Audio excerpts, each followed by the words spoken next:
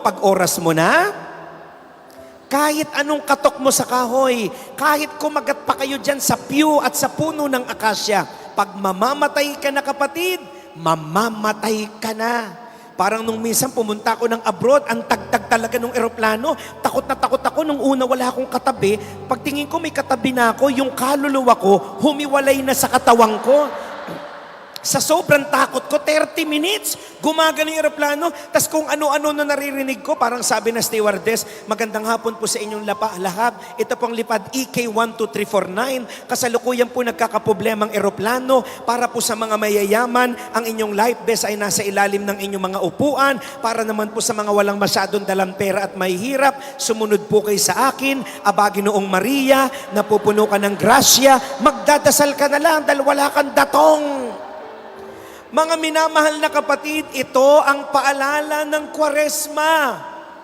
Darating ang panahon, haharap tayo sa Diyos. Magsusulit tayo sa ating Ama. Kaya nakita nyo, binuksan natin ang 40 araw na paghahanda. Kaya nga tinawag na Kwaresma, nanggaling sa salitang 40. 40 araw. Paano natin binuksan? Sa paglalagay ng abo. Yung iba tanungin mo, ba't ka nagpalagay ng abo? Ewan ko, may nakasalubong lang ako eh. May abo siya. Nainggit ako, sumunod ako. Maraming tao nagpapalagay ng abo, hindi naman naiintindihan. Yung iba ginagawang cosmetic, ginagawang anting-anting, nagagalit sa pare pagka parang tuldok lang. Kaya ayaw niyong pumila sa mga matatandang lay minister, di po ba? Kasi yung matandang lay minister, pag kuha niya ng abo dahil nanginginig, pagdating sa'yo, tuldok na lang. Pinaganda lang ang sinabi, repent and believe in the good news. May isa pa, sabi, from dust you came and unto dust you shall return.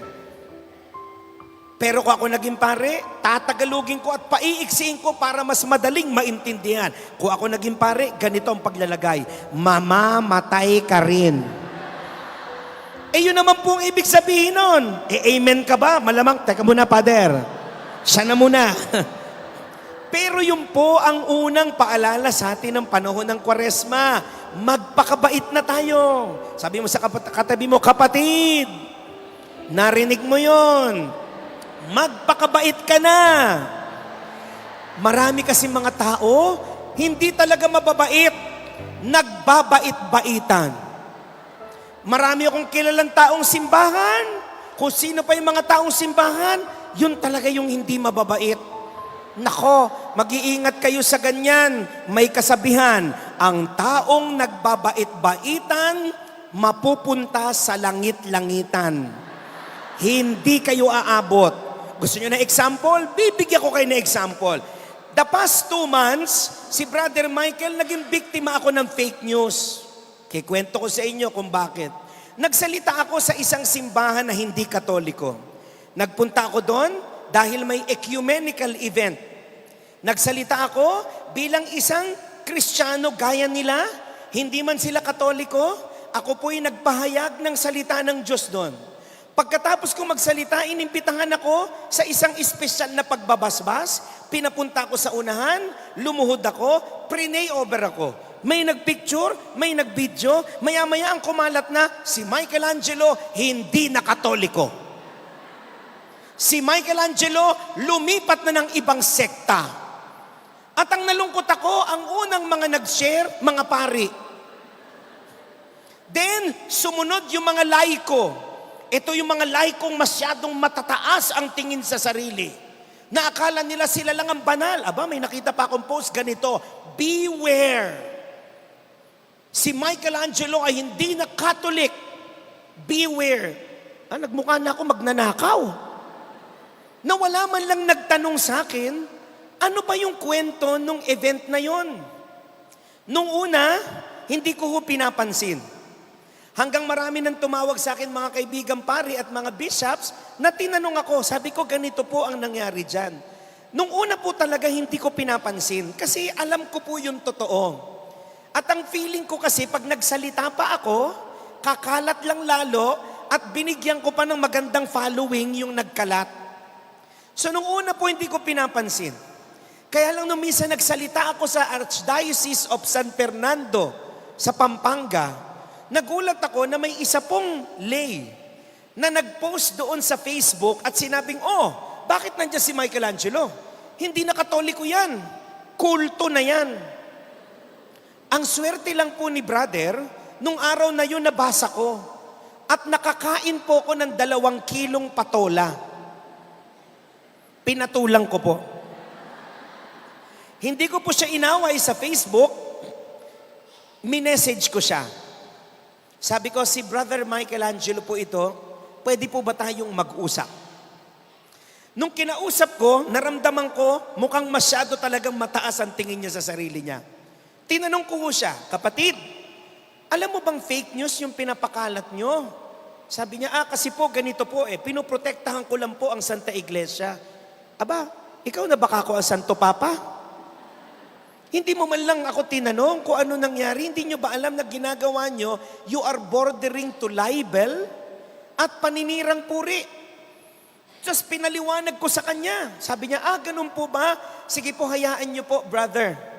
Iko-correct ko po at mag-a-announce po ako. Di ako naman, naniwala. Dahil alam ko siya yung nagkalat. Inintay ko, maya-maya may dumating sa akin. Sabi niya, brother, yung kinausap mo, hindi naman po talaga nag-correct. Ito po nakalagay. Nakausap ko na si Mr. Lubrin. At naliwanagan siya. Ako pa yung naliwanagan. Naku, nagalit na talaga ako. Sabi ko, kapatid, pag hindi mo yan itinama, magla-live ako ngayon. At ikikwento ko tong ginawa nyo sa akin. Bakit? Hindi ka ba kako nahihiya sa sarili mo? Tiningnan ko yung Facebook mo, nakaluhod ka pa kay Mama Mary, pero anong ginagawa mo sa kapwa mo? Naninira ka?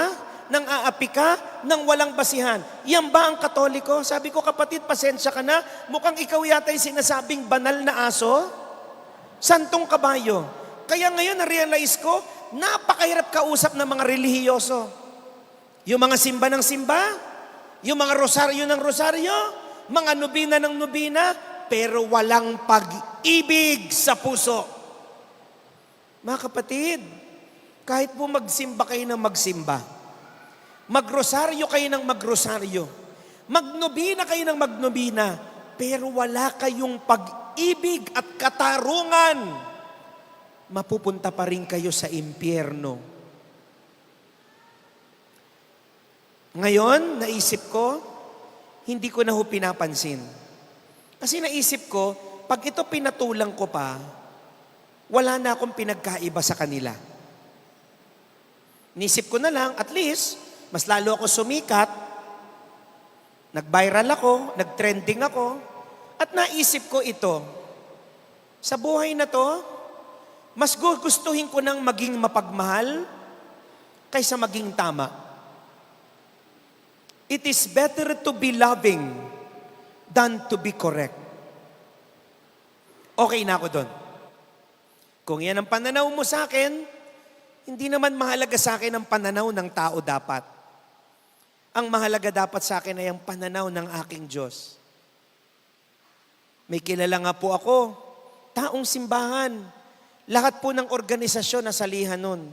Mother Butler siya, Apostolada, CWL, Legion of Mary, Daughters of Mary Immaculate, lector and commentator. Alam nyo, nung namatay yung matanda, hindi nyo makita sa ataol, puro uniform. Lahat to ng uniform sinuot niya. Pero alam nyo, wala pong nakiburol at wala pong nakilibing. Bakit? Kasi si nanay, nung nabubuhay siya bilang taong simbahan, lahat siniraan. Lahat inaway. Lahat ginawan niya ng mali. Mga kapatid, ito po ang biyaya ng panahon ng Kwaresma at mga mahal na araw. Lalo po sa ating mga taong simbahan. Pinapaalala po sa atin kung gaano tayo kamahal ng Diyos. Tanungin niyo po ako paano. Tingnan mo ngayon yung katabi mo. Imaginein mo, yung pagmumukhang yan. Mahal ng Diyos yan. Alam nyo, pasensya na ho kayo, no? Kung ako lang naging Diyos, tas ganito lang yung mga mukhang mamahalin, naku, hahanap ako ng ibang bayan. Kasama na tong muka ni Brother Michael. Anong ibig sabihin ni Brother Michael, mga kapatid?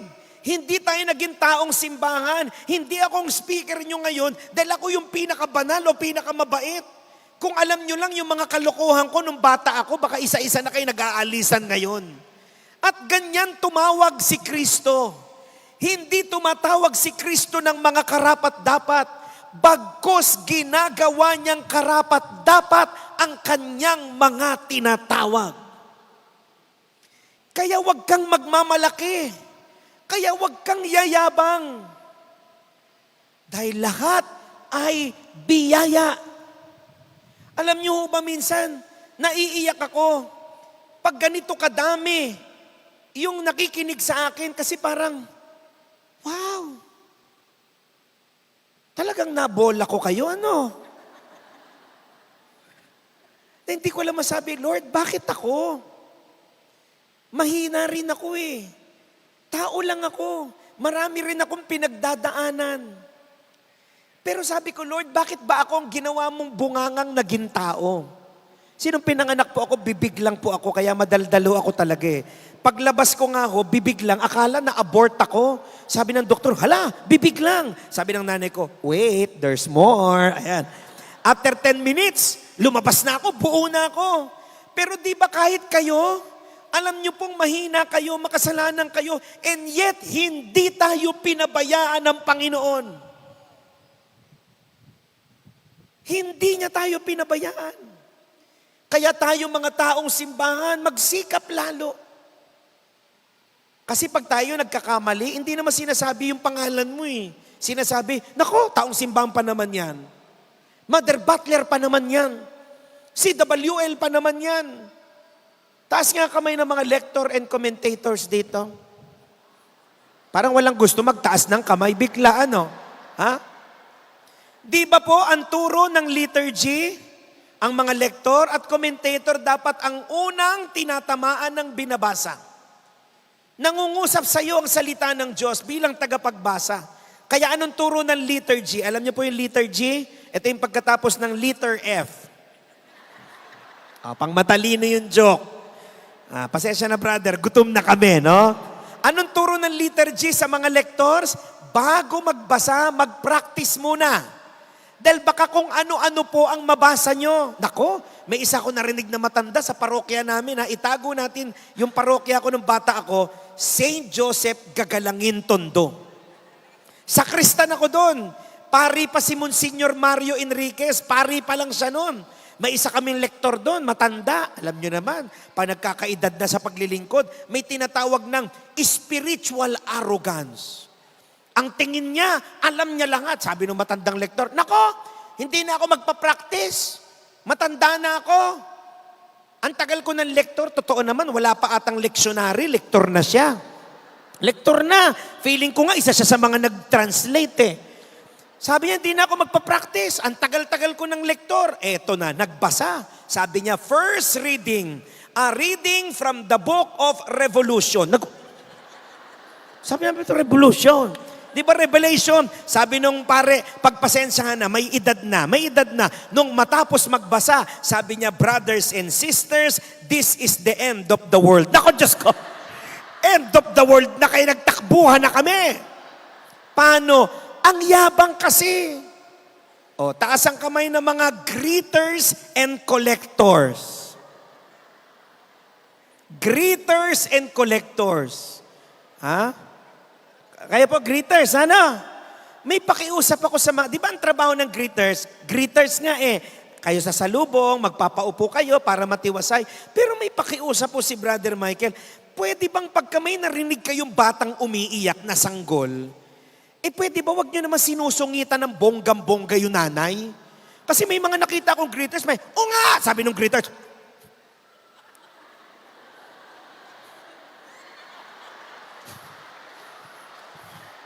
Hala, si nanay ang sungit, di naman maganda. Pero mo yung umiyak lang yung bata. Ah!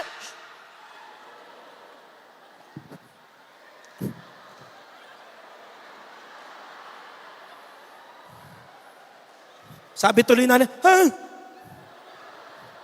alam niyo, wag niyo pong sinusungitan yung mga ganon. Tanungin niyo ko bakit. Hindi ba kayo nagtataka na siya lang mag-isa, yung nanay, dala-dala yung anak, na kahit alam niya yung anak niya ay magngangawa bigla, pero bakit niya sinisimba? Kasi yung nanay, sa gitna ng kung ano man ang pinagdadaanan niya, maaring single mom siya. Pero pinaglalaban niya yung pananampalataya niya na makasimba siya. Tapos itong pangit na greeters and collectors na to, susungitan, wag. Kung ako ang pari at marami ako naririnig na umiiyak na bata, matutuwa ako kasi ibig sabihin may magmamana ng pananampalataya. Taas ang kamay ng mga ng lay ministers. Madali mo makita yan eh. Usually sama-sama nakaupo yan. Yan. Sa ating mga tatay, kuya, lolo at uncle na lay ministers, may pakiusap po ko sa inyo. Alam niyo po bang sa lahat ng mga taong simbahan, kayo po ang isa sa pinakamapalad? Dahil kahit hindi po kayo karapat-dapat ay nahahawakan po ninyo ang katawan ni Kristo. Kaya ang pakiusap po, huwag po kayong naninigarilyo. Dahil kumakapit yung sigarilyo sa ostya. Pag sabi ng lay minister, katawan ni Kristo, sagot yung nagkukumunyon, lasang Malboro. Mga minamahal na kapatid na lingkod sa ating simbahan, ito ang ating pananampalataya. Sa gitna ng ating kahinaan, tinawag tayo ng Diyos. Sa atin pong mga kapwa Katoliko, sa gitna ng ating mga pagkukulang, minarapat ng Diyos na pagpalain niya tayo ng kanyang pagmamahal. Kaya ano ang unang hamon ng panahon ng Kwaresma at sa pagpasok natin sa mga mahal na araw? Una, kababaang loob. Pakiulit nga. Sabihin nyo nga, pagpapakumbaba. Pakiulit nga. Nakakalungkot kasi yung iba, parang mas mataas pa tayo sa Diyos. Akala natin ang pananampalataya ay pabanalan. May narinig ako, dalawang matanda nag-uusap. Sabi ng isang matanda, Sister, may gagawin ka ba? Sumagot na may isang chismosa, wala. Bakit? Sabi niya, tara, magpabanalan tayo. O sige, paano? May tatanong ako, magtanong ka, sasagot ako, sumagot ka ha? Oo. O nagtanong yung isang matanda, ilang beses kang magrosaryo sa isang araw? Sabi niya, isa lang. Ako hindi. Kung ilan ang dekada, ganun beses ako magrorosaryo. Dadasalin ko lahat. Tuwa, hapis, luwalhati, pati liwanag. Hindi ako titigil hanggat hindi bumubula ang bibig ko kakarosaryo. Sabi, wow, ang banal mo. Of course. Tinanong naman niya isa, ikaw sister, gaano ka kadalas magsimba pag linggo? Ilang beses? Sabi niya, isa lang. Ako hindi. Kung 10 ang misa sa parokya, sisimbahan ko lahat yon. Hindi ako titigil hanggat hindi ako dumidighay kakakain ng ostya. Biro mo, ang dami mo nakaing ostya, dumighay. Nakakailan na ba ako? 6. Pero tingnan mo yung dalawang matandang yon, ako mga chismosa. Walang ginawa kundi piyestahan ng buhay ng may buhay. Mga kapatid, hindi tayo aabot sa langit pag ganun tayo. Nagsalita ako sa isang mayamang simbahan sa Maynila. Paano ko nalamang mayaman? Grabe yung mga umatin sa akin, mga donya, ang tataas ng buhok. Talagang during the recollection, ang nakita ko puro anit. Wala ko nakitang tao, puro anit. Alam nyo, sabi ko sa kanila ganito, mga kapatid, kahit magsimba po kayo na magsimba, magrosaryo kayo na magrosaryo, magnobina kayo ng magnobina, mag-donate kayo ng malaki sa simbahan, pero kung gutom naman ang katulong nyo at walang tamang sweldo ang mga tauhan at driver nyo, mapupunta pa rin ho kayo sa impyerno. Alam nyo, nung sinabi ko yun, hindi na ako nakabalik sa parokyang yun. Nagalit sa akin yung mga tao dun. Totoo naman yung sinasabi ni Brother Michael. May iba kasi sa atin, parang pariseyo. Maputi sa labas, pero sa loob naaagnas. May Diyos sa nguso, pero hindi umaabot sa puso. Mga kapatid, mauunawaan lang po natin ang biyaya ng Kwaresma at mga mahal na araw pag tayo ay may kababaang loob. Bakit hindi kaya yabang? Tanungin niyo ako bakit? Isa lang ang napatunayan ni Brother Michael, wala pa ho ako nakitang nakalabas sa mundong to ng buhay. Maliban na lang kung astronaut kayo, nababalik pa kayo. Pero yung one way out, ay wala, malamang patay.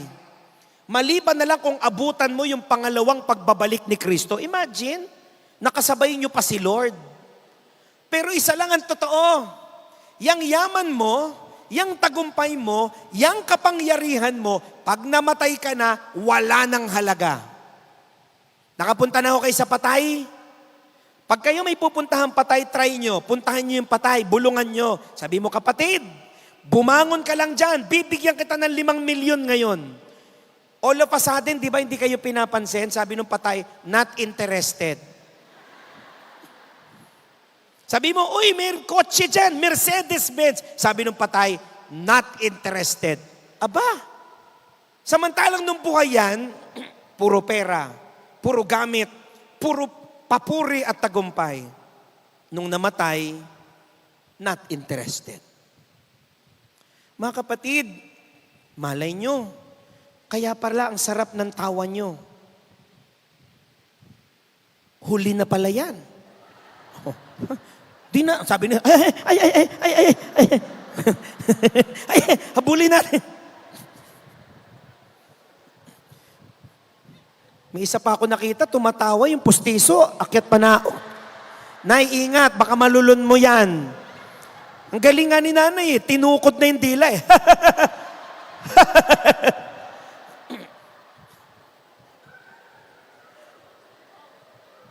Sabihin nyo nga, pagpapakumbaba. Alam nyo, si Brother Michael, nung naging artista po ako, kailanman hindi ko inisip na sikat ako. Kasi yung pag-artista ko, biglaan lang yun eh. Nagkataon lang, na-discovery ako ni Ding Dong Dantes at ng yumaong si Mike Enriquez. Yan ang nagbigay sa akin ng break. Nung unang taon ko sa GMA, ang show ko pa lang ng Pepito Manaloto. Sabi ko, mukhang kilala na ako at di pa ako kilala kako. Kasi pag pumupunta ako sa mall, yung mga tao ganito ay tsura. Ay, artista to eh. Sino ka nga? 30 minutes na hindi pa ako nabanggit. Sabi ko, di pa ako sikat.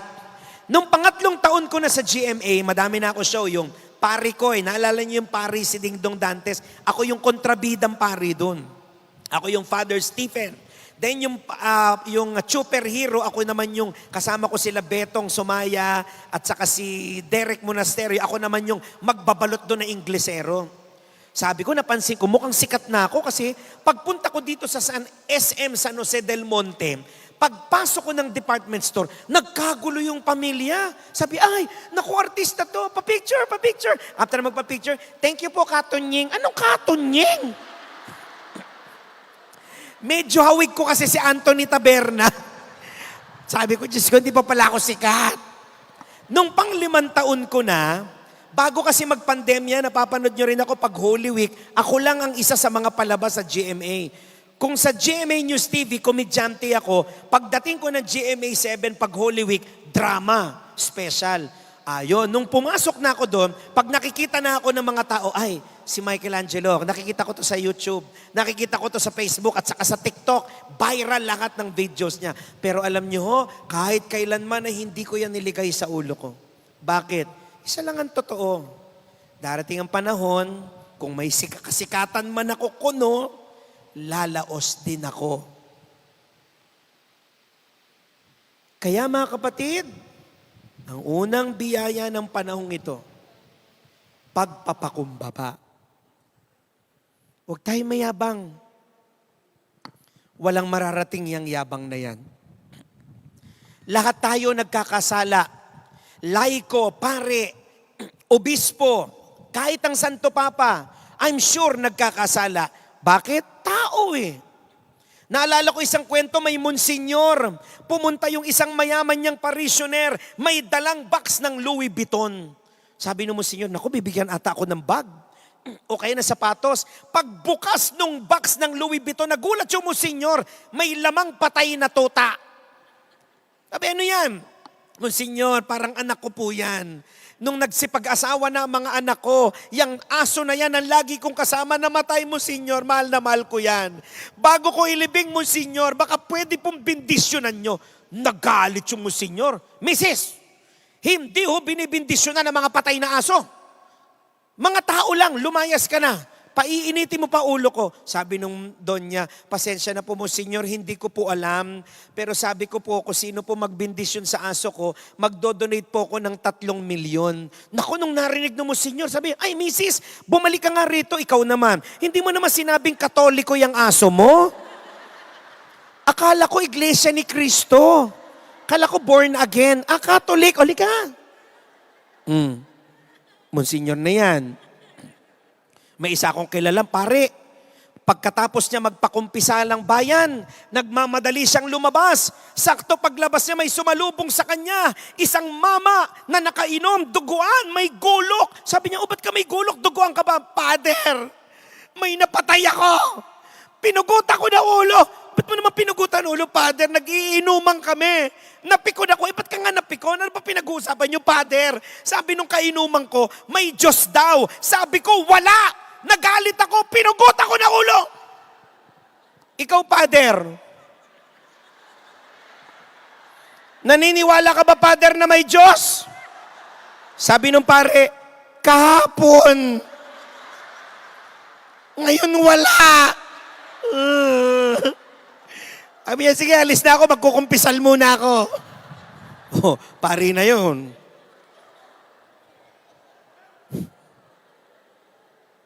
Kaya bakit ka magyayabang?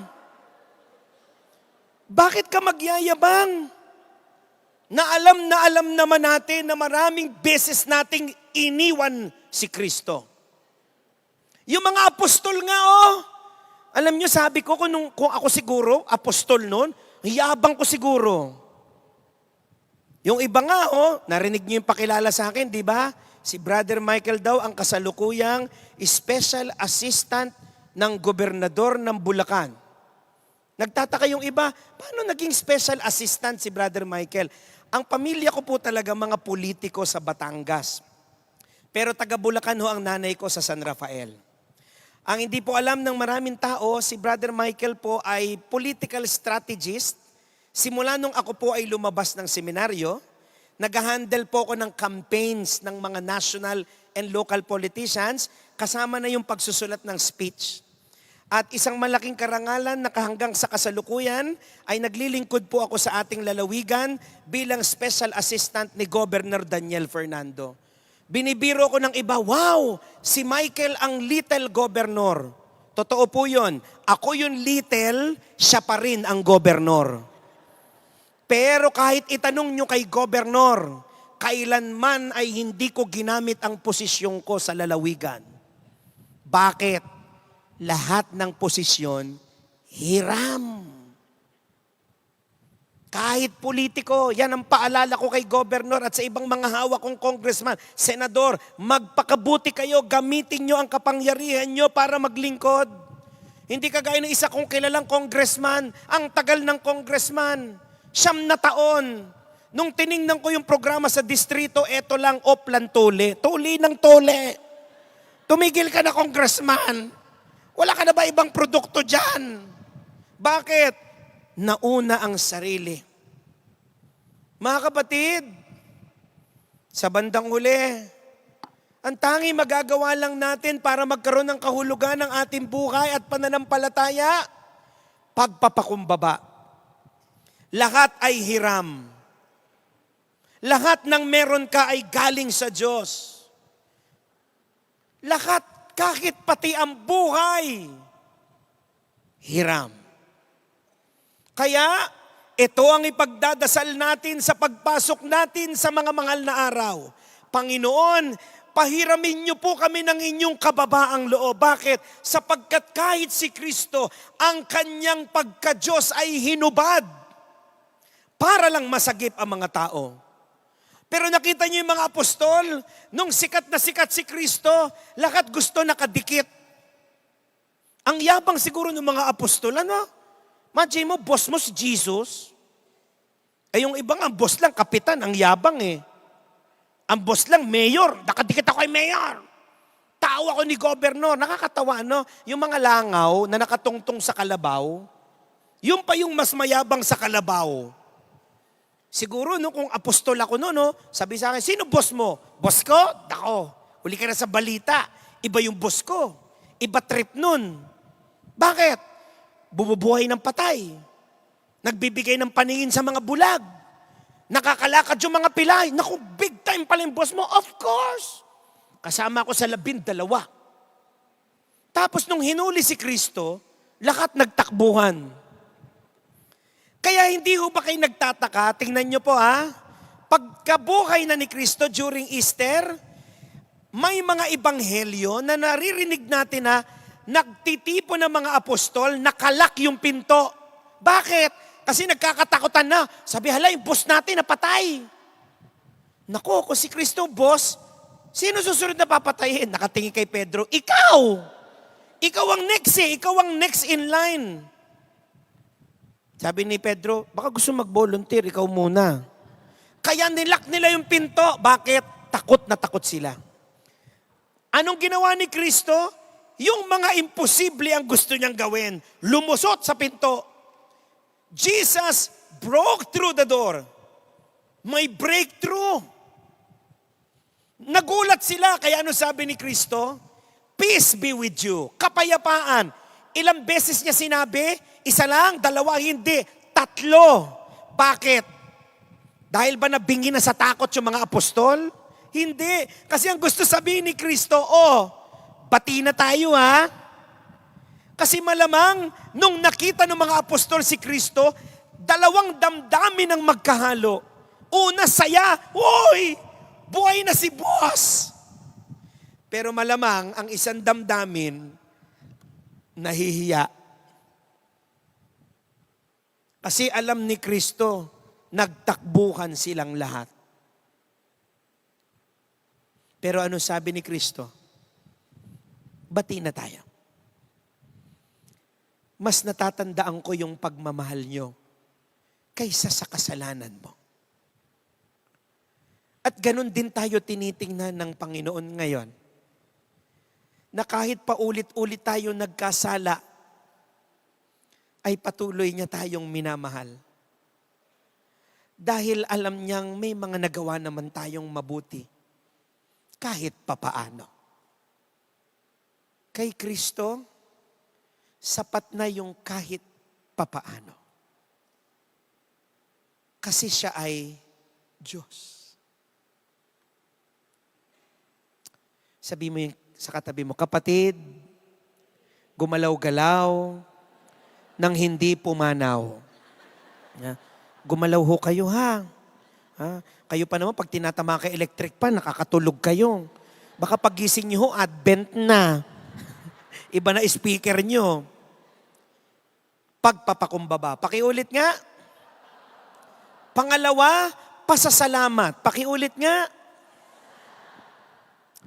Minsan naglalakad po ako sa mall. Kasi ang pangit naman ko, gumagapang po ako ang dumi-dumi ko noon. Magbabiral na naman ako noon. Ala, si Michael, sira ulo talaga ito. Imagine mo, maglalakad na lang, gumapang pa, no? May tama sa ulo talaga to si Michael. May lumapit sa akin, sabi niya, hi, ikaw ba si Michael? Yung nakikita sa TV, sa Facebook, sa TikTok? Opo, malit ka lang pala sa personal. Sa TV, mukha ka matangkad. Sabi ko, ano ho ba to? Magtatanong kayo o manlalait kayo? Kasi kung laitan nito, may baon din ho ako. Sabi niya, pwede magtanong? Ay, pwede po. Sabi niya, bakit maraming taong malulungkot? Tanungin niyo po ako bakit. Mas malakas pa. Mas malakas pa. Kasi ito yung mga taong walang ginawa kundi bilangin yung mga bagay na wala sila. Kaya ka malungkot. Binibilang mo yung wala. Gusto niyo po ba maging masaya? Yung mga hindi sumagot, simula ngayon, lugmo kayo hanggang mamatay kayo, ha? Sasagot na lang kayo, ang tamad-tamad niyo pa. Gusto niyo ba maging masaya? Gusto niyo bang maging matagumpay? Gusto nyo bang maging answered prayers? Huwag nyo bilangin yung wala. Bilangin nyo yung meron. Ang problema kasi sa'yo, reklamador ka. Pag mainit, ang init. Pag malamig, ay, ang lamig. Sana naging uod ka na lang. Yung uod po, wala atang nararamdaman. Pag ang ulam isda, nagrereklamo ka. Isda na naman, hoy. Bago ka magreklamong isda na naman, ikaw ba naramdaman mo yung naramdaman ng isda nung pinrito siya? Magpalit kayo ng isda, ikaw ang iprito. At sabihin ng isda, tao na naman, mapapatay mo yung tilapiyang yan. May umiiyak sa akin, babae. Sabi niya, brother, kababae kong babaeng tao, mukha po kong lalaki. Bakit? Wala po kong dibdib. Kapatid, kung babae ka at flat-chested ka, mapalad ka, sapagkat ang likod mo at dibdib mo ay iisa, di ba? Kahit umikot ang ulo mo, parang wala lang. At pag kayo po ay payat, at kayo'y nagkasakit, maswerte kayo. Wala na pong x-ray yan. Flashlight lang. Kita na agad na may sakit ka. Sabi nyo siguro, Brother Michael, madaling maging masaya kung gaya mo walang pinagdadaan ng problema. Paano ako, brother? Ang dami kong pinagdadaan ng problema. Sino nagsabi sa inyo wala akong pinagdadaan ng problema? Aba, tao rin ako. May mga problema rin ako. Pero naniniwala kasi si Brother Michael dahil alam kong anak ako ng Diyos at alam kong anak din kayo ng Diyos. Pag anak tayo ng Diyos, kung may pinagdadaanan kang problema, dumaan ka lang, huwag kang tumambay. Bakit? Sapagkat kasama natin ng Diyos. May mga kapatid ba akong El Shaddai dito? Yan, mga chismosa yan. Joke lang. Parang ako, El Shaddai ako ha? Di ba may kanta tayo sa El Shaddai? Sabi ng kanta sa El Shaddai, kasama natin ang Diyos, di ako matatakot, di ako malulungkot, kasama natin ang Diyos, dumaan man ako sa ilog, di ako malulunod, dumaan man ako sa apoy, di ako masusunog, kasama natin ang Diyos, di ako mababalisa. Di ako malulumba, hahay, kasama natin ang Diyos. Ayun naman pala eh. Sabi kanina ng ating mahal na kaibigang pari, the Lord will always go before us. Sabi ng Panginoon, huwag kang mag-alala, mauuna ako dun. Tama po ba? Such an assuring faith and love. Sabi ng Panginoon, huwag kang mag-alala. Mauna ako dun. At dahil nauna ang Diyos doon, ayos na. Dahil nauna si Lord doon, tapos na ang laban. Bakit? Sapagkat hindi niya tayo pinabayaan. Naranasan niyo po ba yung may problema kayo? Tas akala niyo wala nang solusyon? Pero saktong-sakto, dumating ang tulong ng Diyos. Sa akin, maraming beses kong nakita yon. Kaya ako pag may problema, isa lang ang sinasabi ko kay Lord, Lord, huwag mong pabayaang mapahiya tayong dalawa. Mapapahiya tayo dito. Ako okay lang, pero ikaw hindi. Dahil si Lord ka. Sabi siguro ni Lord, grabe to si Michael, blinakmail pa ako. Pero ganyan ko kausapin si Lord, Lord, wag mo akong pababayaan po. Kasi alam kong wala kang lingkod na pinabayaan. Wala. Pag kayo po tinadaig na ng problema, pag kayo po ay dinadaig na ng inyong mga dagok sa buhay, huwag niyong kakalimutan na kasama natin ang Panginoon. Ako nung ako po'y bata pa, iniwan kami ng aking ama. Hindi po ang tatay ko sa makabilang buhay, nasa kabilang bahay lang. Pinagpalit kami sa ibang pamilya. Ang masaklap, mga battered child pa kami. Binubugbog kami ng tatay ko. May time, dahil sa pambababae at pag-iinom ng tatay ko, naghirap kami. Makapag-aral lang po ako sa elementarya, naranasan ko po nung grade 4 ako, nagtitinda ko ng basahan sa kalsada ng bayan Novaliches. Imagine, the little cute Michelangelo selling basahan in the street. At hindi ko kayo maniniwala, naranasan ko rin nung grade 4 ako, namamalimos ako. Magkabaon lang ako. Pero alam ko pong lahat ng karanasan na yon ay hinayaan ng Panginoon para pandayin niya ang pagkatao ko pagdating ng panahon.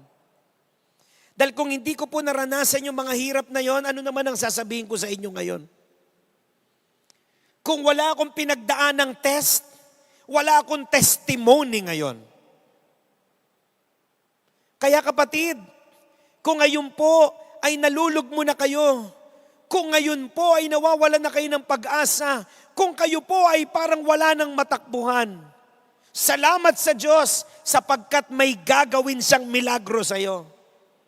Yan ang paboritong gawin ng ating Panginoon, yung mga imposible.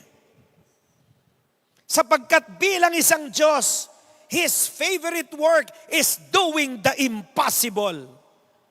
At dahil tayo ay assured sa pag-ibig ng Diyos sa atin, hindi na sa atin sasabihin, impossible. Ang sasabihin na natin, I'm possible. Dahil kasama natin ang Diyos. Pasasalamat ang susi ng magandang buhay. Pasasalamat ang susi ng matibay na pananampalataya. Ang ating pananampalataya kay Kristo ay nakaugat sa pasasalamat, Eucharistomen, Eucharistia. Ang ibig sabihin ay thanksgiving. Ang banal na misa ay hindi lugar para humiling lang. Ang banal na misa ay lugar para magpasalamat. May iba kasi ang misa ginagawa lang wishing well. Nalilito na ang Panginoon kung Panginoon ba siya o pengi noon. Lord, pengi nito. Lord, pengi noon. Ang inihiling sa atin ng pananampalataya ay magbago tayo. Tapikin mo yung katabi mo, sabi mo, kapatid, magbago ka na. May iba, hindi nagbabago sa loob, ang binabago yung labas. Pabanat ng muka. Paayos ng ilong. Naalala ko isang kwento, may isang 90 years old na matanda. Nagpakita sa kanya si Kristo. Sabi niya, sino ka? Si Lord. Ay, bakit po kayo nandito, Lord? Sundo. Ay, po, Lord, wag mo muna akong kunin. May gusto pa akong gawin. Baka pwede mo naman ako bigyan ng extension. Sabi ni Lord, sandali lang. Titingnan ko ang Book of Life kung ano ang record mo. Binuksan. Binasa. Sabi ni Lord, oh, maganda ang record mo. Taong simbahan ka pala sa Our Lady of La Salette. Malaki ka magbigay kaya natapos ang simbahan. Mabait kang kapitbahay. Mabuti kang anak. Mabuti kang magulang. Okay, sige. Sabi ni Lord, ilang taon? Sabi ng matanda, 90 na ako. 3 years. Sabi ni Lord, oh, 3 years lang. Ayaw mong 10 years, 20 years? Hindi na Lord, sabi niya. Pagod na rin ako eh. May gagawin lang ako. Nakaschedule na kasi sa kabayad na. Ano ba gagawin mo? Basta, magugulat ka na lang. Okay, sabi ni Lord. Oh, after 3 years, papakita ko Pero hindi na ako magpapakita sa'yo, atakihin ka na lang. Tutumba ka na lang.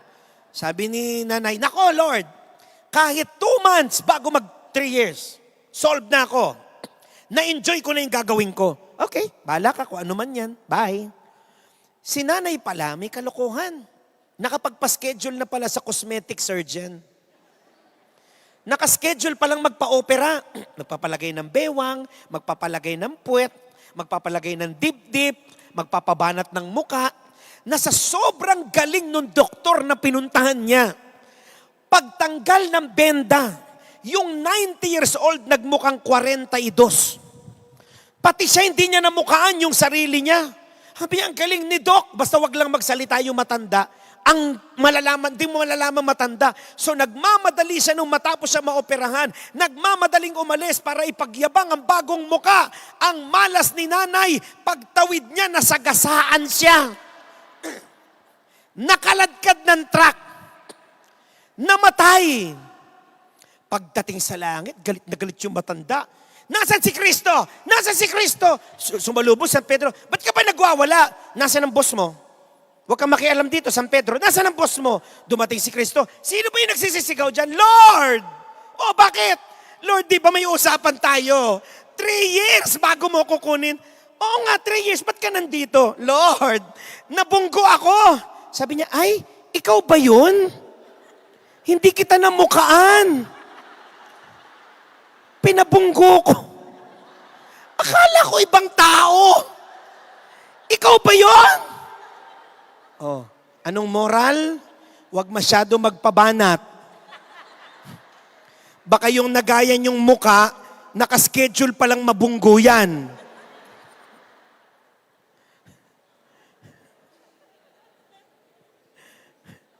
Saka ang hirap din pag masyadong banat. May kilala kong donya, kaibigan ko, banat na banat yung muka. Namatay yung mister. Hindi namin malaman kung umiiyak siya o tumatawa. Sabi niya, Pabling, bakit mo naman ako iniwan? Lungkot na lungkot ako. Sabi ko, tita, nalulungkot ka ba talaga? Buwisit na mukha to. Kung kailan naman ako nagpabotok, saka naman namatay tong asawa ko. Hindi daw niya malaman kung tumatawa siya. Mga kapatid, ang pagbabagong inihiling sa atin ay pagbabago sa kalooban. O, sa darating na linggo, huhudyatan na natin ang pagpasok ng mga mahal na araw. Nakakatuwang isipin, sa English, ang layo nung translation. Sa English, Holy Week. Pero sa Tagalog, mga mahal na araw. Mamaya papaliwanag ko. Mga mahal, sapagkat ang kabanalan, yung Holy Week, manggagaling sa pagmamahal. Kita nyo? Pag nagmamahal ka, magiging banal ka. Pag nagmamahal ka, nabibiyayaan ka. Masaya sa linggo. Bakit? Araw ng palaspas. Pag tinanong mo yung tao, bakit kami palaspas? Naku brother, bagsak presyo ngayon. Nung pandemya, ang mahal ng palaspas, sumabay sa taas. Ngayon, 3.20. Wow! Grabe! Tas galit na galit kayo pag hindi na wiwisikan. Halos ingod, Pader! Pader! Pader! Kay pare, puro galos Sabi ko nga, pag ako naging pare, hindi ako gagamit ng pangwisik. Bombero. Pag uwi mo ng bahay, yung nakahubad ka na. Nangyari, ang lakas ng tubig. Asan yung palaspas? Ito, naging sampagita. Buisit yung pari doon. Gusto nyo, trip nyo, basang-basa. Di okay. Pag tinanong mo, bakit ka nagkuha ng palaspas? Brother, pag naglagay ako sa pinto ng palaspas, hindi na ako mananakawan. Tangek. Pag di ka naglak ng pinto, mananakawan ka pa rin. Sabi, brother, pag may palaspas, wala na mangungutang. Ang taong gipit, walang palaspas na pinalalagpas yan. Kahit balutin mo yung buong bahay mo ng palaspas, pag pwede kang utangan ka niyan. May iba naman, brother, yung lumang palaspas, pag nilaga at pinainom sa biyena na may sakit, mawawala ang sakit. Totoo yun. Alam nyo ba yun? Mamamatay yung biyenan nyo Ang dumi nun Magtatai muna yan, tapos yun, manghihina, patay na. Wala na sakit. Wala na rin yung may sakit. Mga kapatid, hindi. Alam nyo ba kung ba't may palaspas?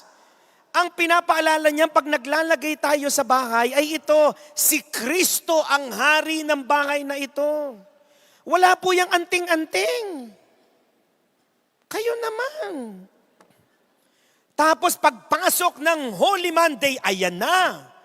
Ang showdown ng matatandang garalgalang boses, kada barangay may pasyon. Di ba? Kahit masakit sa tenga yung pasyon, wala, si nanay pa rin ang kumakanta. Pero alam nyo ba, pag may pasyon, dati nung di pa ako artista, lahat ng pasyon kinakantahan ko. Bakit?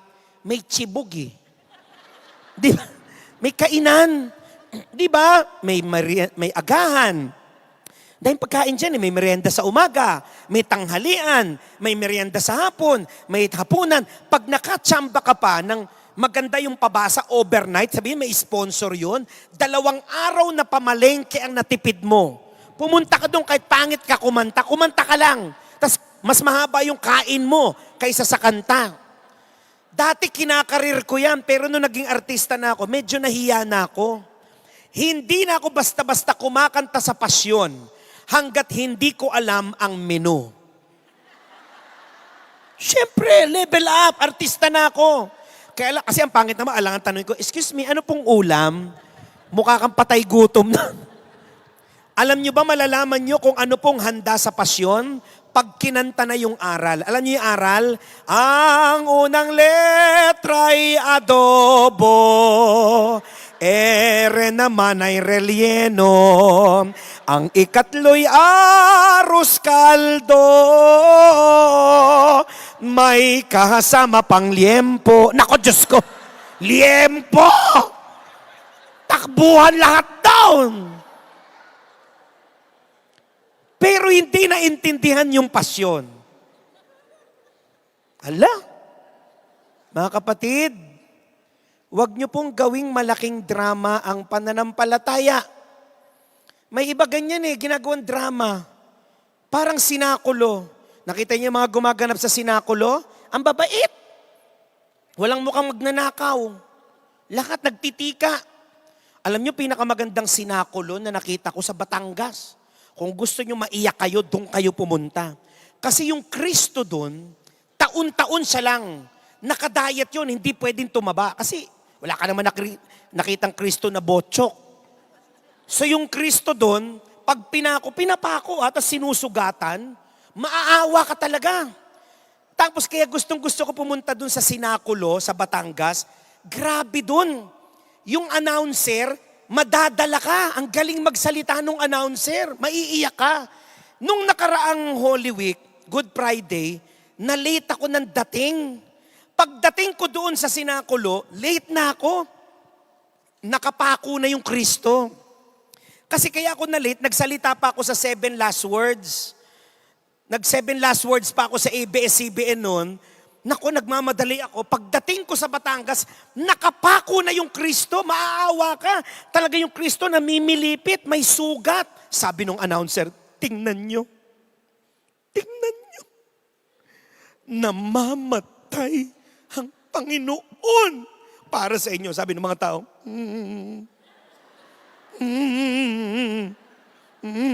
Sabi ng announcer, tingnan nyo. Para sa'yo. Tapos yung Kristo, bumubulong. Tingnan nyo! Bumubulong ang Panginoon! Bulong ng pag-ibig, sigawan yung mga tao, Panginoon! Mahal ka rin namin!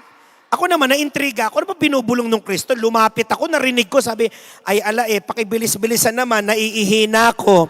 Naiihina pala? Buti na lang hindi po umihi. Kasi kung umihi, baka sabihan, dali, inumin natin. Tubig ng buhay. Diyos ko. Baka lumipat na ako ng relihiyon talaga. Alam nyo, balita ko sa tagal nung announcer, nung natanggal na daw si Kristo sa krus, pinagtatadyakan yung announcer, ang tagal mo magsalita. Kaya ito daw may announcement, yung Kristo ngayon sa darating na Friday, nakadiaper na po. Para tumagal man yung announcement, okay na siya. Di na bumubulong, no? Smile siya hanggang mabuhay siya. Mga kapatid, wag po nating gawing sinakulo na pagkatapos gumanap, eto na naman tayo. Alam niyo ho ba mamaya pag-uwi niyo? Pag-uwi niyo mamaya, amoy Diyos kayo. Oo, mating kayo ng recollection eh. Alam niyo ba pag amoy Diyos, ganito. Pag minura mo yan, yung amoy Diyos, hoy! Ina mo, sabi niya, God bless. Magugulat yung nagmura. Hala, God bless ako. Kare-recollection ko lang eh. Pag yung nag-amoy Diyos, sinampal mo. Pak! Hindi iilag yan, papasampal. Tapos sasabihin niya, Sister, ito pa pong kaliwa. Kasi nakalagay sa Bible, di ba? Pag sinampal ka sa kanan, ihatid mo na yung kaliwa. Yun ang pagiging makadiyos. Ang problema mga kapatid, after po ng isang linggo, mag-iiba na po ang amoy nyo. Magiging amoy anghel na lang kayo. Paano yung amoy anghel? Pag yan sinampal mo, pak! Hindi natatamaan, iiwas na. Oops! Anghel na lang. Pag yan minura mo, huy! Ina mo! Sabi niyan, di gaganti. Pag tumalikod ka, ina mo rin. Kaya na. Anghel na lang eh. Eto masama. After 1 week, magbabago na naman ang amoy. Ito na yung BSDU. Balik sa dating ugali. Pwede ho ba makiusap? Nakikinig po ba kayo? Pwede ho ba kung kayo aabot hanggang dyan na lang? Maiintindihan ko. Pero yung iba, kung kailan naman nag-recollection, hindi lang naging BSDU, naging MSDU pa, masahol pa sa dating ugali. Nako. Pag uwi nyo, no? Sabi anak nyo, Nay, ano natutunan mo sa recollection? Basta nakakatawa yung recollection. Ha? Ano sinabi ni Brother Michael? Basta tawa kami ng tawa. So, ano nga po naintindihan nyo? Yun, tumawa ng tumawa. Sus Maria Josep, mga kapatid.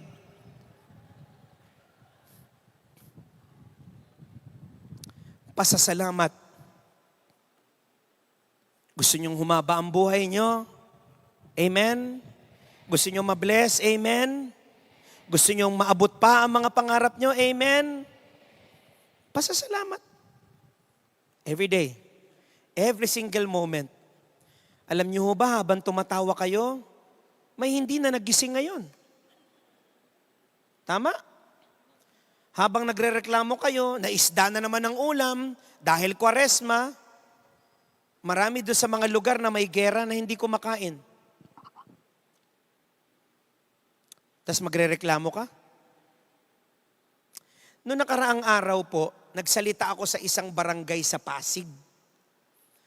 Daming tao rin.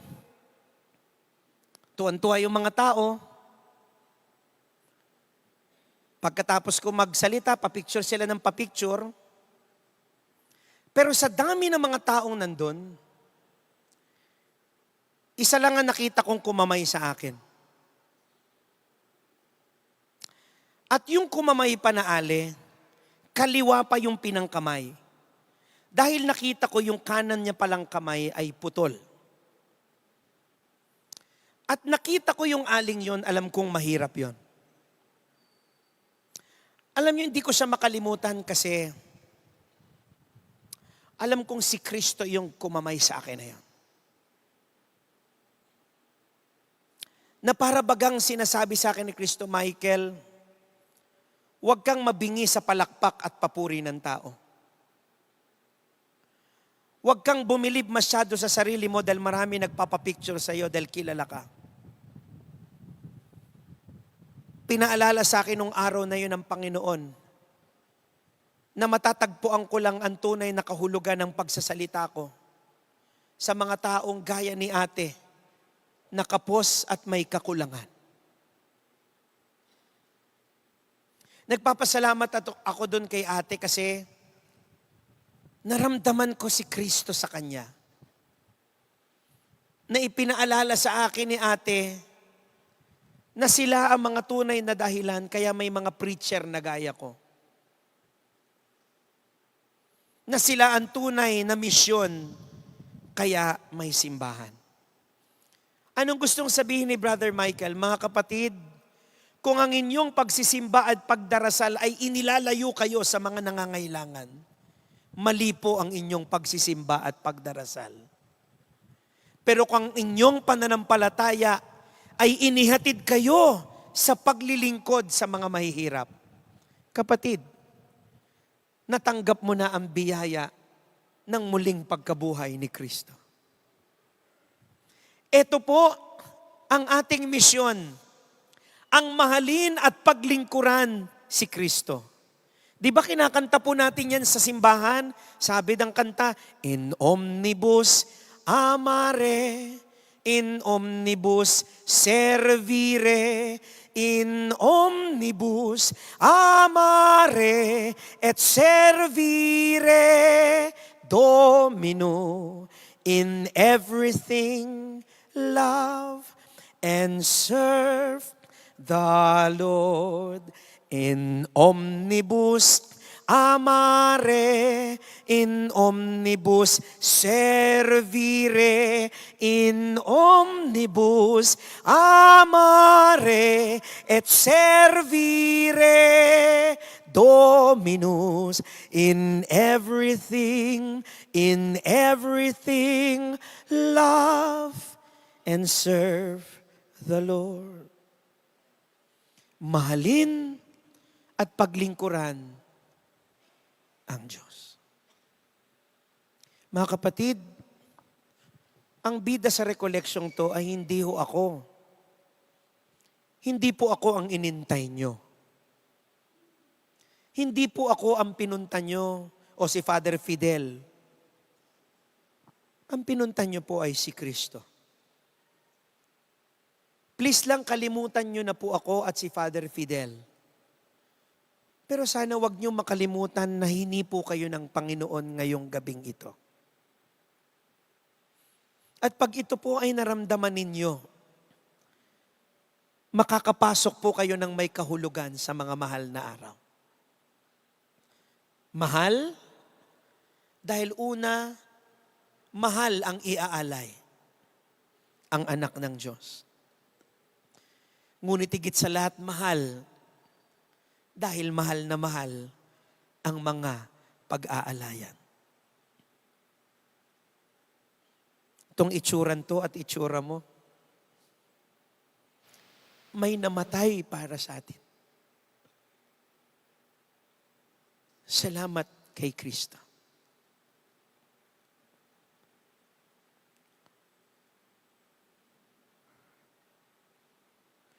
Pag panahon ng mahal na araw, maraming tao iniisip lang nila, kaya namatay si Kristo kasi makasalanan ako.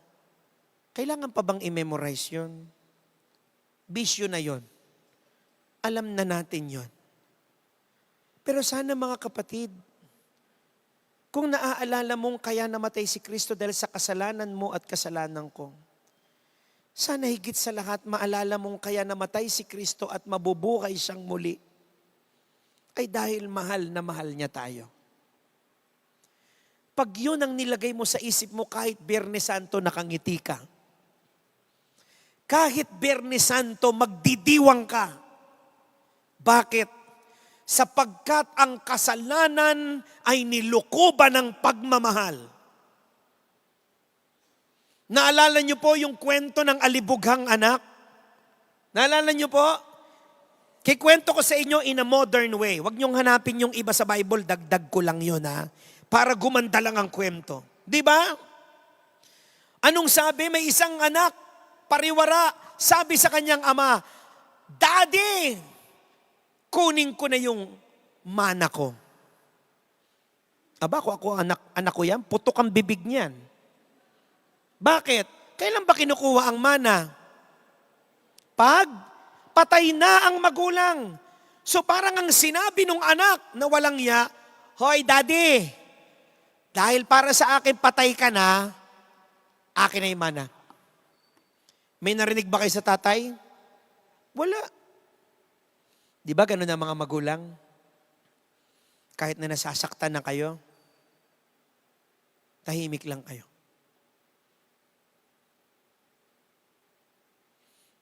Narinig ko kanina, habang nagbabaybay ako, lumabas sa Facebook ko si Pastor Ed Lapis.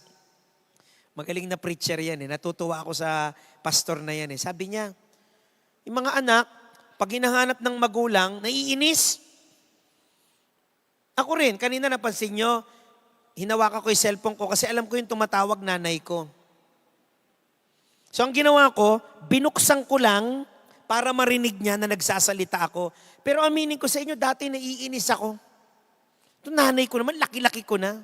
Ano sabi ni Pastor Ed Lapis? Abay, mas mainis ka pag hindi ka na hinanap ng magulang mo. Tapos pag namatay yung nanay mo, tatay mo, magpo-post ka, missing you.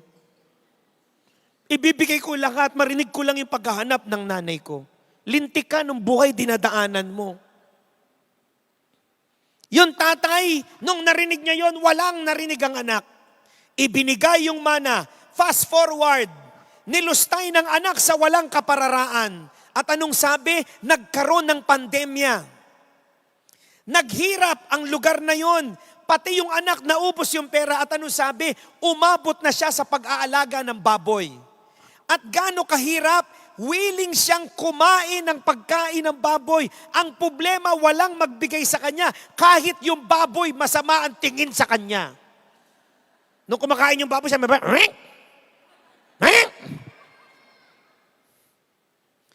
and then, ano sabi? The son got back to his senses. Napagtanto ng anak, aba, sa bahay namin yung mga yayay, yung mga katulong, nagtatabaan. Dala-dalawa ang cellphone. Napansin nyo na yung mga kasambahay natin, ano? Mas mayaman pa sa amo, dalawa cellphone. Pag naglalaban, naka-earpiece. No? Tapos mas sexy pa yung short sa amo. Sabi nung anak, babalik ako. At sasabihin ko sa tatay ko, Daddy, nagkasala ako sa iyo at sa langit. Huwag mo na akong ituring na anak. Ituring mo na lang ako na isang alipin mo. Sabi nyo, yun naman pala eh. Nagbalik loob yung anak. Oo, pero hindi sincere. Bakit siya nagbalik loob? Nagutom eh. Di ba ganyan din tayo? Nung malakas tayo, ang lakas nating kumita, ang dami nating tagumpay, di naman tayo nagsisimba. Nung nagka-cancer na, Lord, ibibigay ko sa iyo lahat to. Gumaling lang ako. Di ba? Tapos pag gumaling na, wala na naman. So fast forward, bumalik ang anak. At anong sabi ng banal na kasulatan? Patakbong sinalubong ng ama. Anong ibig sabihin nun? Nag-iintay yung tatay. Siguro since day one na umalis, di ba ganon ang mga magulang?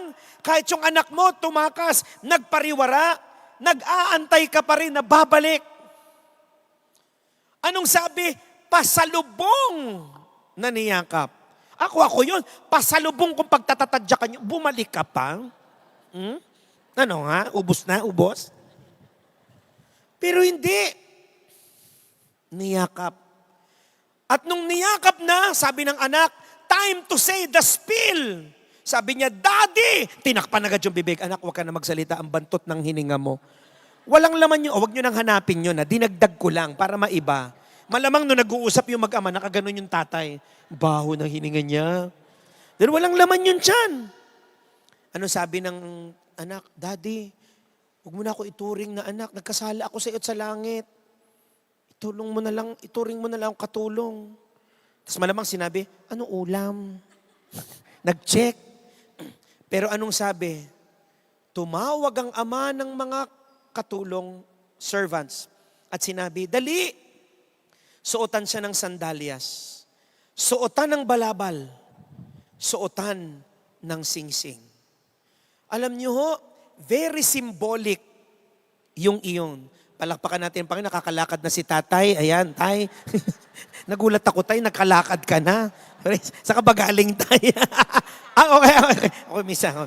Kala ko nakalakad na si tatay bigla. Ha? Ayan, ha? Diba? Kita nyo, nakapagpalakad pa ako. Si tatay, hirap maglakad, oh, nakalakad. Praise the Lord. No? Kalakad si tatay. Ayan, ha? Sabi siguro, ano ba yan? Mali pa ata yung timing ko.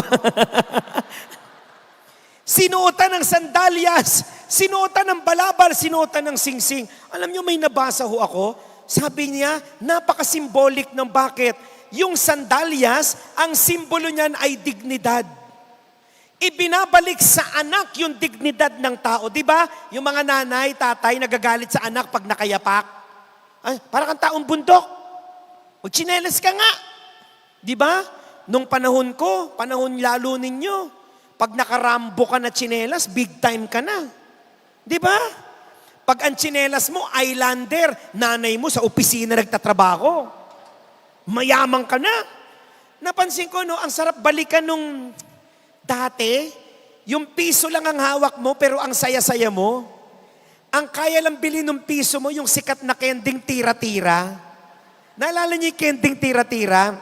Ang haba nun tayo, di ba? Nandito yung kamay mo sa San Jose del Monte, nasa San Miguel na, hindi pa siya putol. Nakabalot yan sa maduming pambalot ng Ovaltine. Alam niyo naman, mas madumi, mas masarap. Para yung kinakainan kong lugawan sa Santa Cruz, ang sarap. Mga laman loob, bituka. Katabi niya, puniraria, ang sarap. Kasi isa lang yung may-ari ng lugawan at puniraria. Pag wala ng bituka, kumakatok lang. Wala nang isaw. Sabi nun sa kabila, sandali, umiiyak pa yung nanay.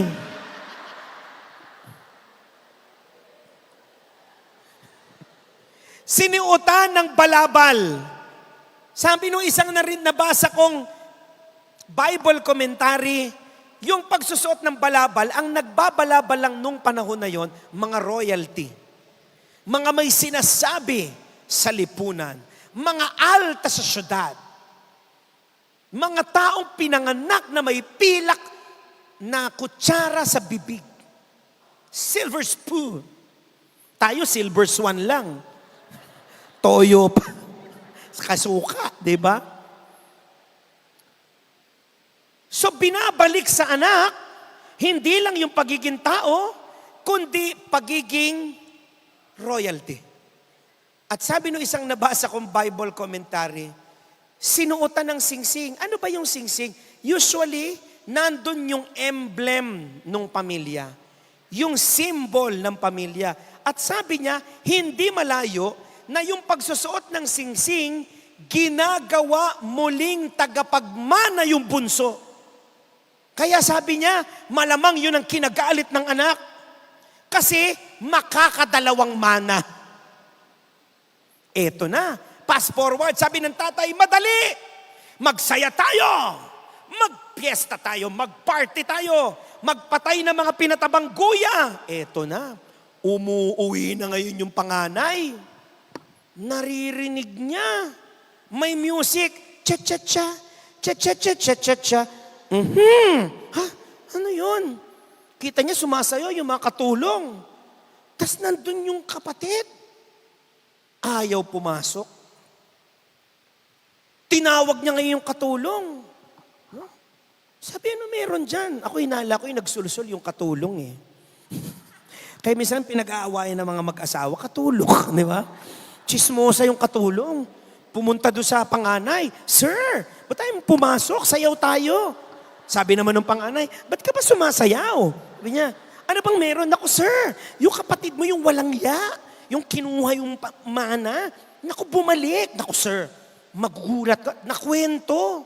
Huwag nyo nang hanapin yun, dinagdag ko lang yon. Feeling ko kasi ganun ang nangyari eh. Hindi na lang siguro nilagay yun, nahahaba yung ebanghelyo eh.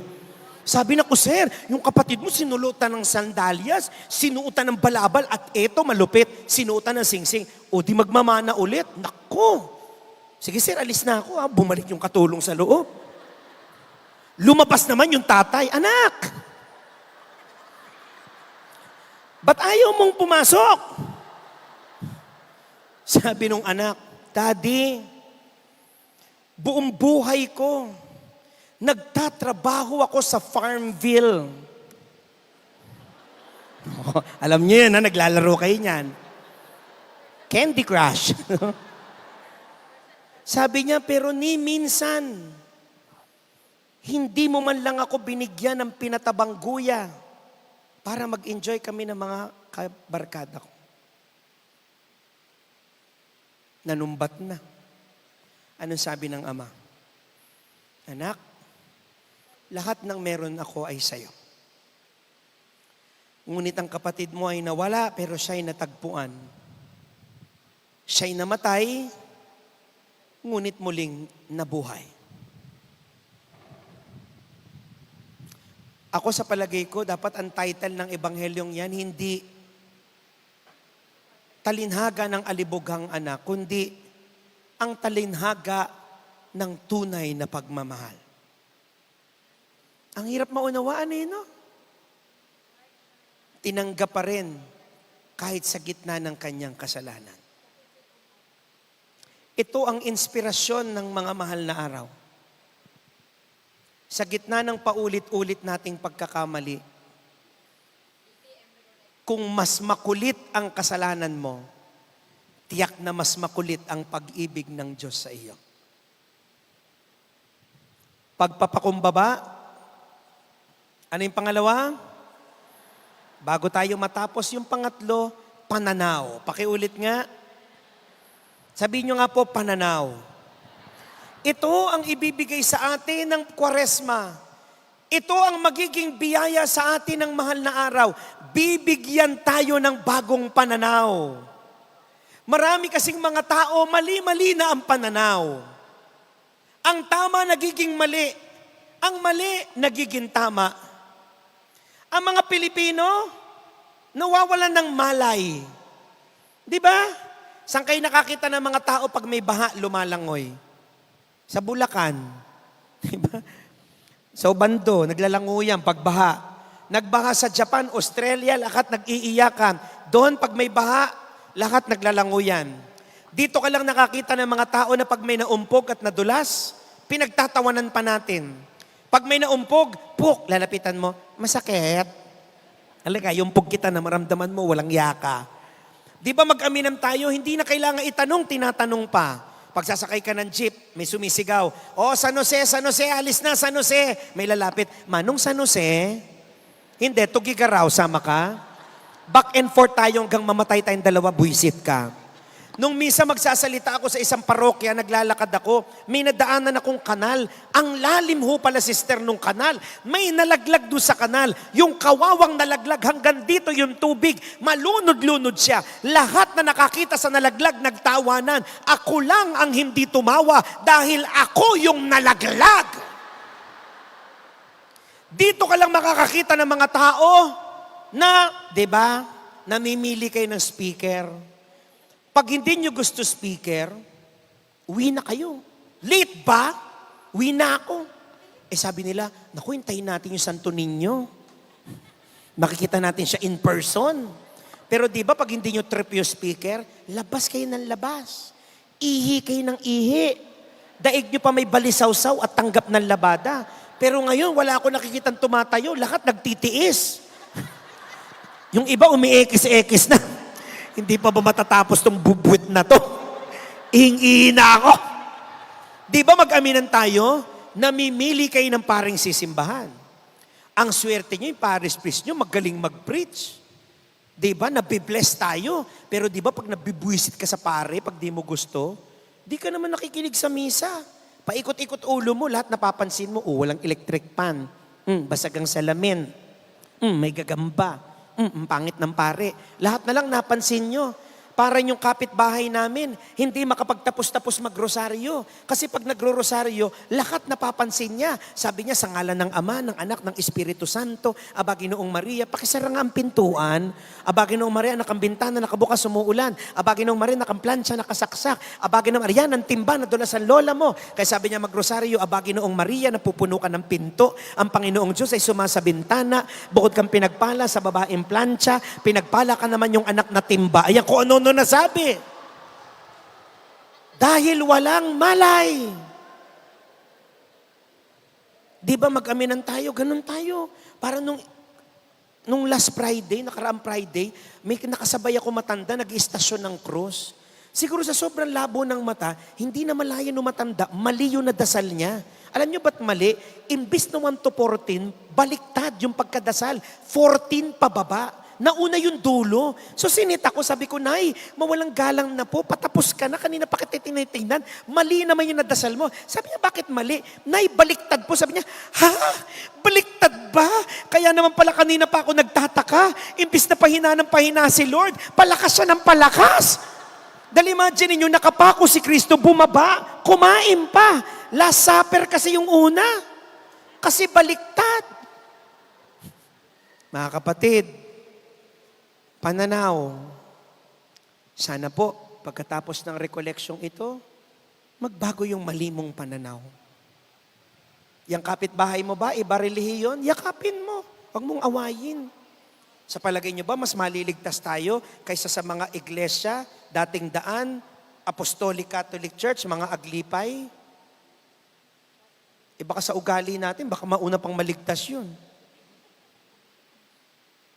Wag. Pag may taong nagkamali, wag natin pag-usapan. Sino ka ba para humusga? Mga taong hilig magturo. Makasalanan. Mga taong simbahan, no? Pag naka-uniform, pag naglakad. Lahat na madaanan, makasalanan. Lang. Ang yabang-yabang ni nanay maglakad, no? Ka-uniform eh. Pero pag nakita mo na may kili-kili, may namumuong sama ng panahon. May low pressure area. Ang itim. Kung anong initim ng kili-kili, ganun ang budhi.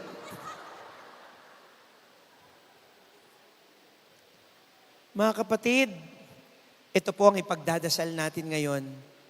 Hindi yung pumuti yung kilikili nyo.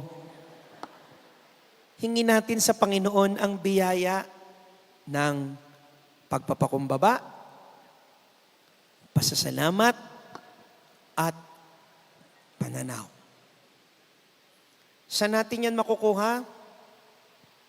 Titingin lang tayo sa krus ng Panginoon.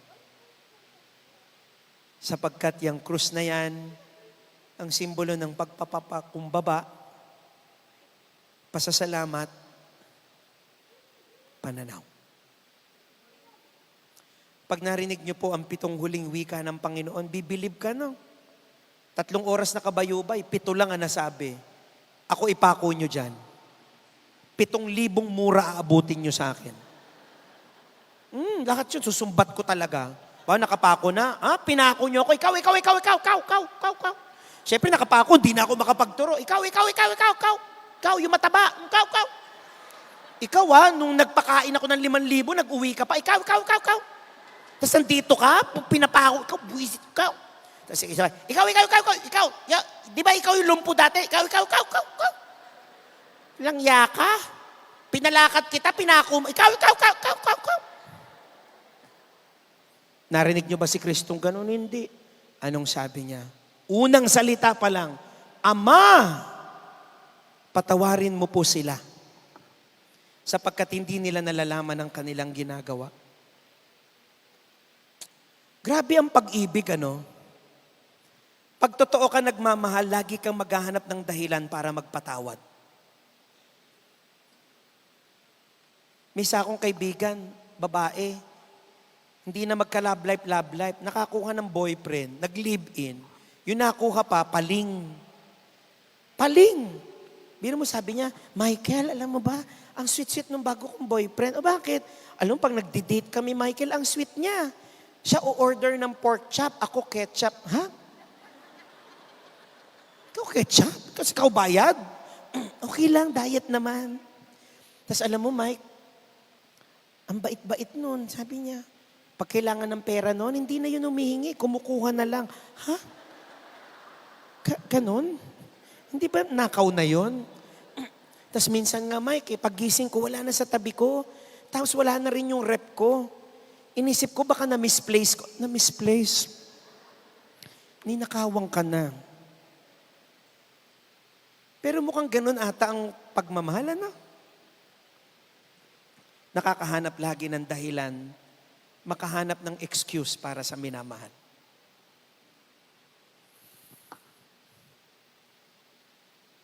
Dakilang pag-ibig.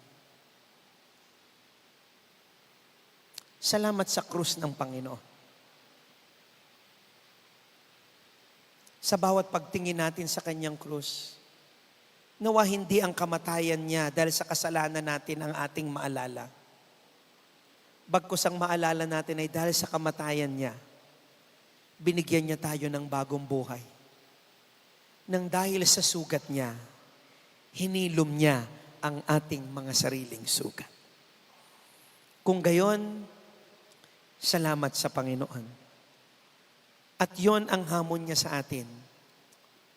Huwag tayong bibitaw. Sabi mo sa katabi mo, kapatid, tandaan mo, mahalaga ka sa Diyos kahit ganyan ang itsura mo. Sabi mo, tandaan mo, mabuti ka kahit hindi halata. Sabi mo, kaya huwag kang bibitaw sa kabutihan mo. Para nyo sinabi nung nanay sa anak, tapos ng pandemya, mag-SM tayo, sumama ka sa akin sa grocery. Dahil maliit ka, humawa ka lang sa palda ko, baka mawala ka. Pagaraming tao doon, baka mawala ka sa San Jose del Monte SM. Huwag kang bibitaw, sabi ng bata, nay, hindi ako bibitaw sa palda mo. Kahit anong mangyari, sabi ng nanay, mangako ka, bago tayo umalis, hindi ka bibitaw sa palda ko kahit anong mangyari. Sabi niya, nangangako ako, nay, kahit anong mangyari, hindi ako bibitaw sa palda mo, baka mawala ako. Sabi ng nanay, pag ikaw nawala ka, kukurutin pa kita. Sabi ng bata, kaya hindi ako lalo bibitaw dahil ayokong makurot. After 30 minutes, may announcement sa SM, tananan, nananawagan kami sa magulang ng batang nawawala na may hawak na palda. Ayun. Kaya pala nagtataka yung nanay, malamig na, nakapanty na lang pala siya. Dahil anong bilin sa bata? Wag! Wag! Wag! Wag po kayong bibitaw sa Panginoon. Wag po kayong bibitaw sa inang simbahan. Wag po kayong bibitaw sa inyong pananampalataya. Maaring sa mga sandaling ito, kayong naririto at sa mga kapatid at kapanalig nating nanonood sa recollection ito, maaring may mabigat po kayong pinagdadaanan. Maaring hindi nyo na maunawaan ang sitwasyon ninyo kung saan pa kayo susuot at pupunta. Mga minamahal na kapatid kay Kristo, ito lang po ang pakatatandaan natin. Hindi tayo dadali ng Diyos para iwan lang niya sa bandang huli. Kasama natin siya. Kasama natin siya hanggang sa matapos ang buhay nating ito. Kaya mga kapatid, huwag tayong makatakot makiisa sa kanyang pagpapakasakit. Huwag tayong matakot makiisa sa kanyang kamatayan.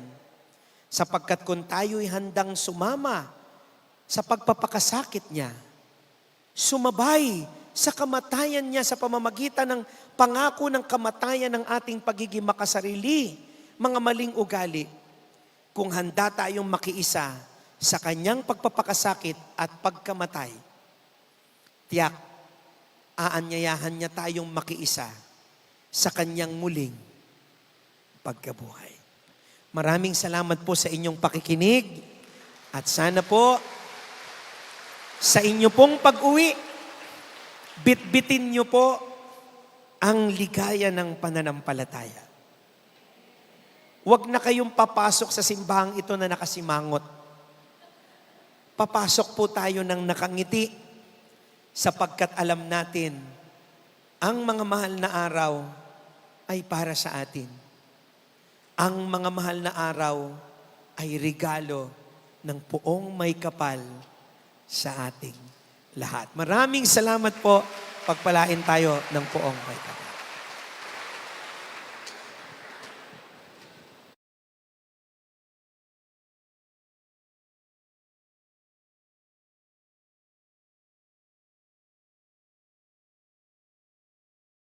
Sakto. Tapos si Brother Michael. Brother Michael, maraming salamat. alam kong napaka-busy mo at napaka-in-demand mo at napakarami mo ring tungkulin, pero naisingit mo pa rin kami. Alam po ninyo, nung tinawagan ko siya, nung tinext ko siya, oro mismo, walang keme. Sige, Father. Sige, Father. Talagang hindi ko alam kung nahawa ka na talaga kay Governor sa paglilingkod sa mga tao. So, maraming salamat sa iyo. Hindi lang tayo ang pinagbigyan niya, marami ding mga parokya. Kaya nandun talaga ang puso niya para sa atin. So, maraming salamat. Palakpakan natin si Brother Michael. Thank you. Magsitayo tayo at marami pong salamat sa inyo at yung mga kasama na din natin through our live stream. Maraming salamat sa mga nagstay. Kitang-kita na talagang sinubaybayan nyo ito dahil napakaraming umattend. Maraming salamat and praise God. Sumayin niyo ang Panginoon. Pagpalain kayo kasamang ating pamilya ng mapagmahal at Diyos, ng Ama at ng Anak, ng Espiritu Santo. Amen. Palakpakan natin ang Panginoon. Thank you.